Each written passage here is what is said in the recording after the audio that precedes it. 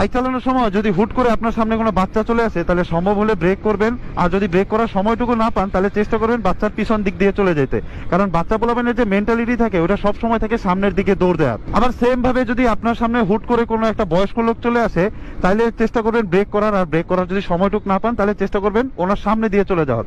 কারণ বয়স্ক লোকদের মেন্টালিটি থাকে হচ্ছে সবসময় পিছন দিকে চলে যাওয়ার বা এক জায়গায় থেমে যাওয়ার। সেম ভাবে যদি আপনি বাইক চালানোর সময় আপনার সামনে কোনো মধ্যবয়স্ক পুরুষ বা কোনো ছেলে মানুষ চলে আসে, তাহলে চেষ্টা করবেন ব্রেক করার। আর যদি সেটা নাও পারেন, তাহলে চেষ্টা করবেন জাস্ট স্লো করার। কারণ স্লো করলে সে ওইটুক সময় পেয়ে যাবে, সামনে পিছে ডাইনে বামে যেভাবে হোক সে কাটায় কুটা বের হয়ে যাবে। কারণ ছেলে মানুষের ওই এক্সপিরিয়েন্সটা থাকে। বাট যদি মনে করেন আপনার সামনে কোনো মেয়ে মানুষ চলে আসে, তাহলে ভাই ওটারে ইমিডিয়েটলি ব্রেক করেন এবং ওই জায়গায় ব্রেক করেন। কারণ মেয়ে মানুষের সামনে আপনি বাইক নিয়ে আসলে আপনি সামনে যান, পিছনে যান, ব্রেক না করলে আপনি যেভাবেই যান, ও প্রথমে ডাইনে যাবে, তারপর বামে যাবে, পারলে উপরে যাবে, নাহলে নিচে যাবে।